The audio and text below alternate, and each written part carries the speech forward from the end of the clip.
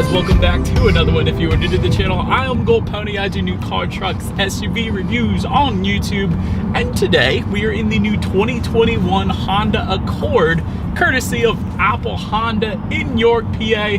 For more information on the inventory, please feel free to check out the link in the description box below. If you are catching this video at the end of 2020, they do have their year-end sales event going on right now until the end of the year. But so I wanted to check this one out today because there are actually several new changes for the 2021 Accord. Of course, this one also has a great design in my personal opinion, probably the best looking midsize sedan in the segment. Again, that's my own personal opinion at least. And this one has actually been around since 1976, so it's got a lot of history to it as well. So having said all that, what do you guys say? Let's just go ahead and jump right into it. And as always, let's start with pricing. So as you can imagine, there are several different trim levels for the 2021 Accord. First one being the LX, starting at $24,770. Sport for $27,230. Sport Special Edition for $28,720. EXL for $31,090. And lastly, the Touring starting at $36,700. And so, having said all that, there are two different engine configurations available for the 2021 Accord.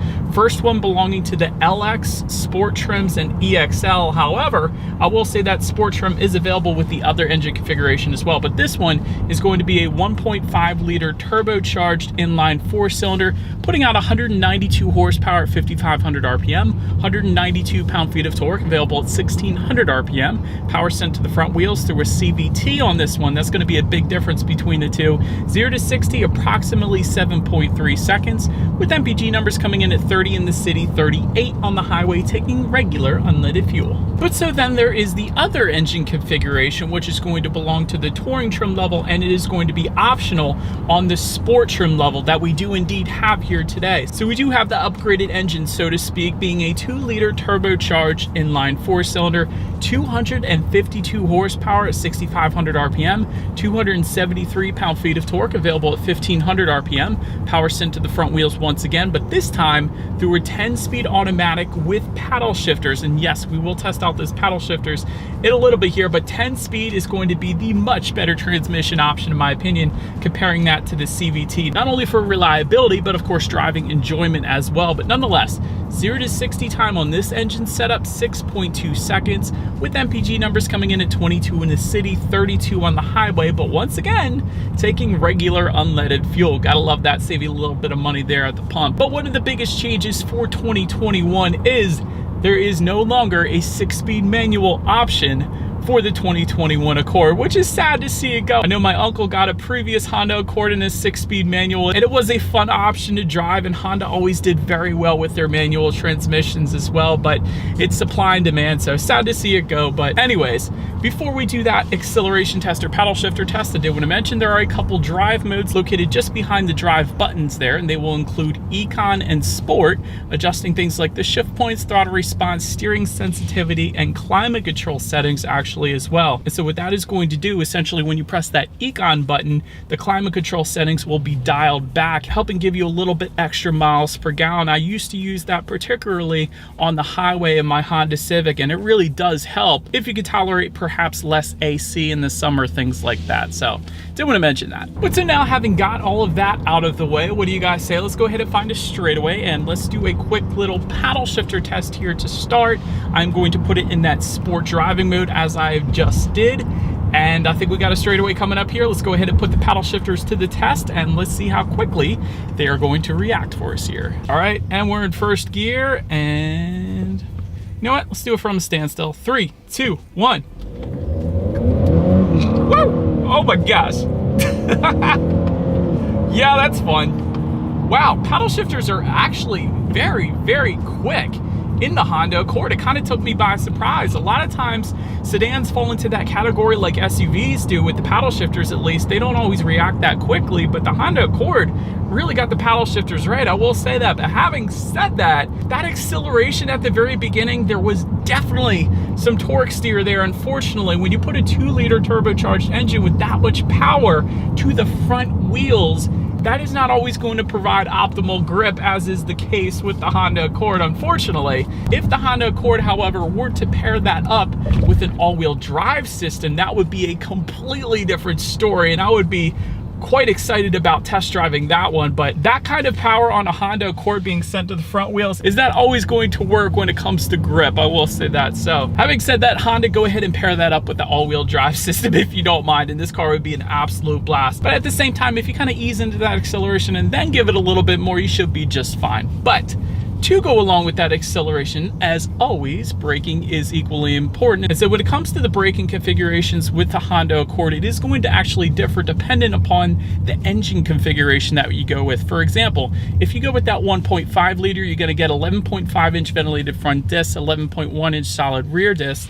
However, if you were to go with that 2-liter engine configuration, that is actually going to be bumped up in the front at least to 12.3 inch ventilated front disc. Again, still 11.1 inch solid rear disc in the back though. But overall, as far as that 60 to 0 stopping distance goes, of course, it's going to differ amongst those two engine configurations. For example, the 1.5 liter is actually going to come in at 135 feet, which is kind of not the best, quite honestly. Usually with sedans, you get 120s. Sometimes if it's really good, you get the teens, but 130s is perhaps among the slowest 60 to 0 stopping distance. But I will say, if you go with this 2-liter that we have here today, 116 feet, which is among the best. So big difference when it comes to braking power when you compare those two different engine configurations and the way Honda paired them up with the brakes. So I did want to mention that as well. But as far as the braking feel goes, since we have the larger brakes in this one, definitely no issues. One of the best braking feels, actually, I will say I've experienced in quite a while. It certainly brings this one to a very quick stop. No brake pedal delays or anything like that. But so then touching on suspension and handling in the Accord, up front you're going to get a McPherson strut front suspension. In the back, independent multi-link rear suspension, of course front and rear stabilizer bars. But where the Accord really got it right, you can actually get an adaptive damping suspension if you go with the Touring trim level. That's the trim level that you're going to need to get it. But I always like to emphasize adaptive damping systems because that really gives you the best of both worlds. It not only tightens up the suspension during heavy cornering, but it also monitors each shock absorber individually, really giving you a much smoother ride as well. But when I've compared other vehicles in the past with and without that adaptive damping suspension, it really is a night and day difference, I will say that. So if you want the very smoothest ride in the Accord and at the same time the best handling, go with the Touring trim level so you can get that adaptive damping suspension. So wanted to mention that to you guys. But I will say, even though we don't have it here today, when it comes to the handling and the steering feel of the Accord, I will say it is amazing. One of the things I immediately noticed when I first got into this Accord was the grips. The 10-2 grips on the steering wheel are bolstered very nicely. They're definitely thicker than just about every other sedan that I've test driven. I think I've probably done all of them at this point. So I love the thicker grips in this one, and it immediately points you in the direction that you want to go, especially when you put it in that sport driving mode. It's an amazing feel of being in control of the Accord. So that's really one of the Accord's strengths, is its handling capabilities and its steering feel overall. So I love that.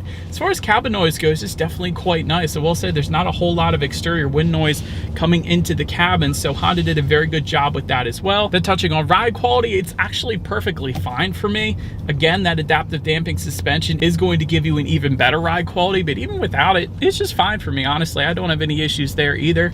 Then touching on visibility, I can see perfectly fine out the back, and usually with sedans, you're not going to have any issues there. I do want to also mention though, along those lines, if you were to go with that Touring trim level, once again, you will actually get a head-up display as well, projecting your speed limit as well as the speed you are currently going, and some safety features onto the windshield so it can better help keep your eyes on the road, so you're less likely to get into an accident or anything like that. So that's a big plus to the Touring trim level, at least, as well. But that about rounds out the performance segment of this review, you guys. Let's now go ahead and take a look at the exterior of this brand new 2021 Honda Accord. All right, so here she is, you guys, the new 2021 Honda Accord, finished in Sonic Gray Pearl, perhaps the best color choice for the 2021 Accord, at least in my opinion. This thing looks amazing. But anyways, there's actually several subtle changes for the 2021 model year, so let's go ahead and start start up front on this one. There's actually a slightly refreshed front grille for this year, for the 2021 year.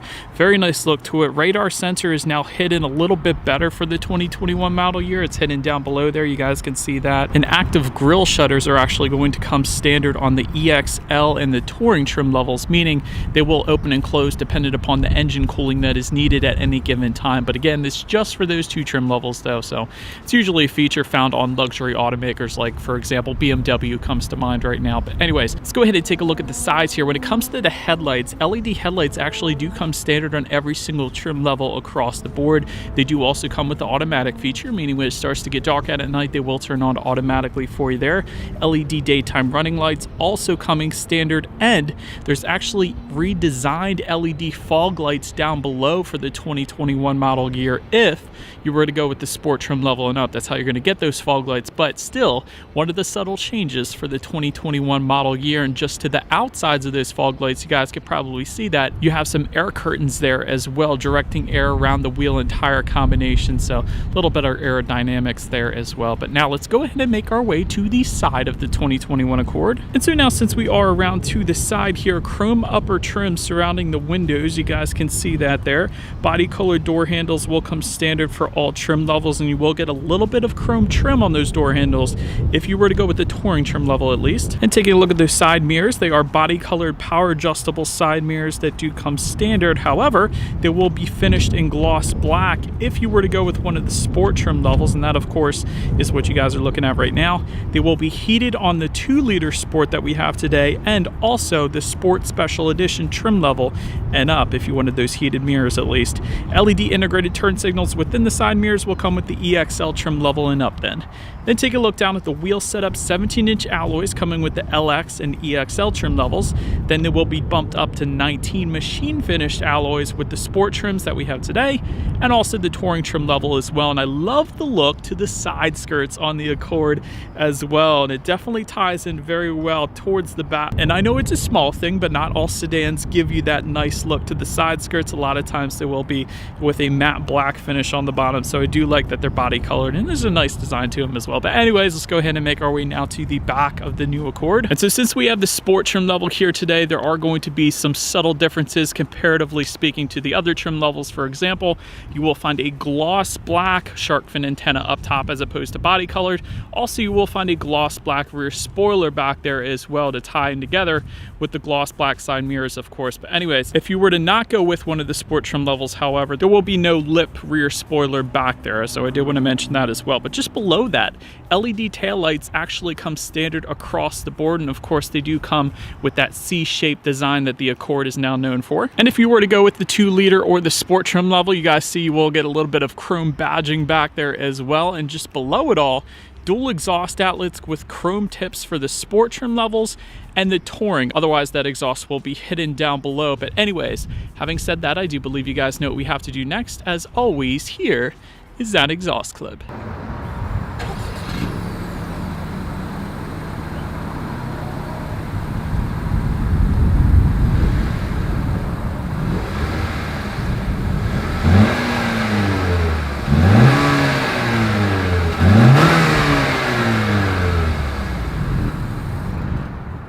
But now, since we are around back of the Accord here, when it comes to opening that rear trunk, there actually is a button on the trunk itself as expected. There is also a button to unlock it on the key fob itself as well if you wanted to. But anyways, once opened up, cargo capacity comes in at 16.7 cubic feet, which is excellent, quite honestly. If you were comparing the Accord to the Camry's trunk space comes in at 15.1 cubic feet, a substantial amount more than that Camry.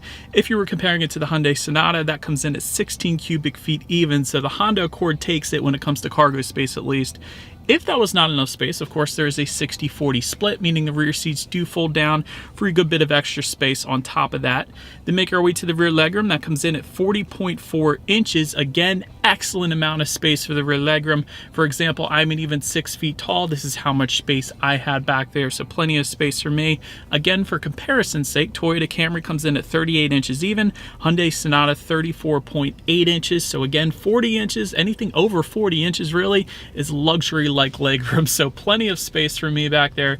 Did want to also though mention, for those rear passengers, there are seat back map pockets. Of course, you can store more than just maps in those pockets. Also a rear center armrest with cup holders for every single trim level. Other manufacturers a lot of times just put that on the upper trim levels, so I like that even the base trim level of the Accord can give you that.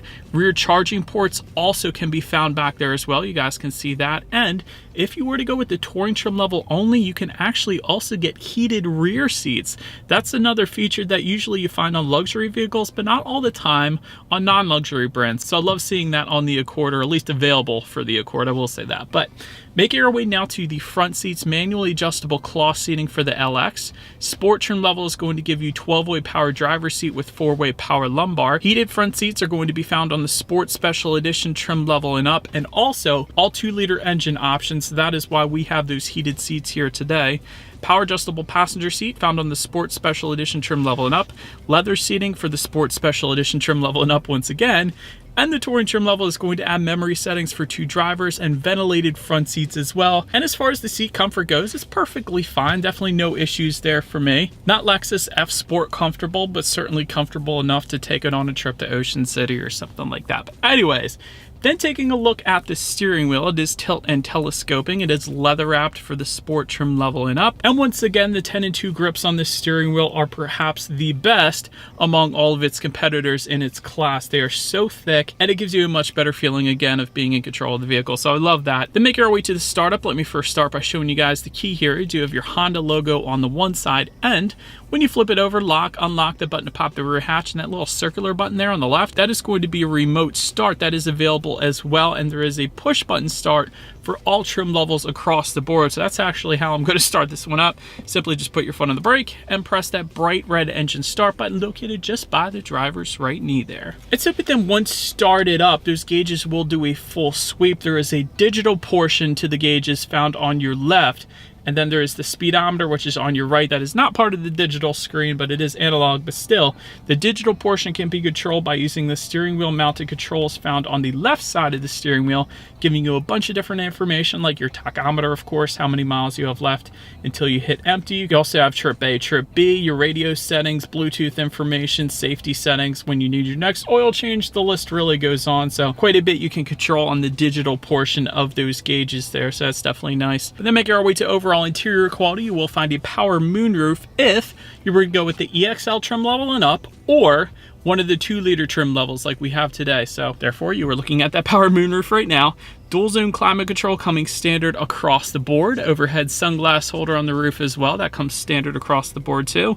Sport pedals, of course, found on the Sport trim levels. They definitely look quite nice down there. Homelink controls can be found on the EXL trim level and the Touring trim level. That's how you're going to go about getting them. Also with those 2 trim levels, you will get an auto dimming rear view mirror as well. And overall, when it comes to the finishes, I love this carbon fiber imitation trim that you can find above the passenger side glove box. It continues onto the doors, but having said that, you can also find some hard plastics throughout this one, like just in front of the door handles there, also just in front of the drive buttons. But speaking of just in front of the drive buttons, there is actually a wireless phone charger found within that center area as well, which I love. That is definitely pretty nice. 12-volt power outlet in there, 2 USB charging ports, and then the hard plastics actually continue just behind that. You will find 2 cup holders, lecture mechanical parking brake, and a good bit of storage found within the center armrest as well, including a 12-volt power outlet actually in there too. So definitely quite nice. Love the carbon fiber imitation look up there, and the wireless phone charger is definitely a big one for me as well. But now let's make our way up above all of that to the infotainment screen. It is going to be an 8-inch color touchscreen display for all trim levels across the board.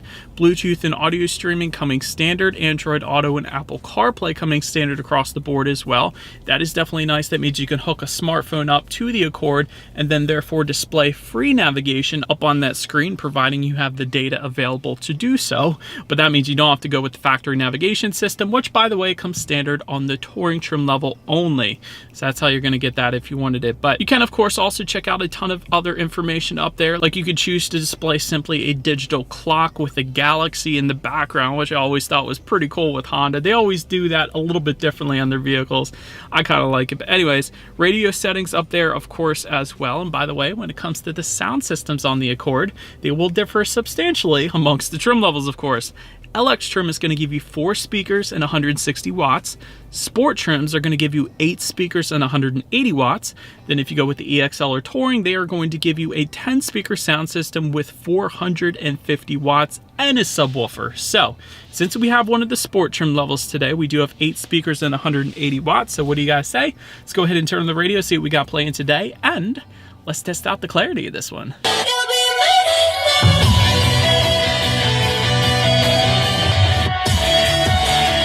Actually not that bad of a sound system, quite honestly. Wouldn't have minded a bit more bass, but the clarity is plenty nice, and it definitely felt like more than your standard 6-speaker sound system that you find on other manufacturers. So I do like that it's 8 speakers. You can tell the difference in clarity, but still not the most bass in the world. But then again, that's what you got the 450 watt sound system for if you wanted a little bit more there. But plenty nice sound system. And last thing I wanted to mention to you guys, though, on the tech display at least, is when you do put the Accord in reverse, you of course will find a rear view camera coming standard across the board, letting you know who or what is behind you, which is always going to lead us into safety. And so first thing I always like to mention when it comes to safety, at least, the 2021 Accord is an IIHS top safety pick, so that's always a brilliant start to start with there.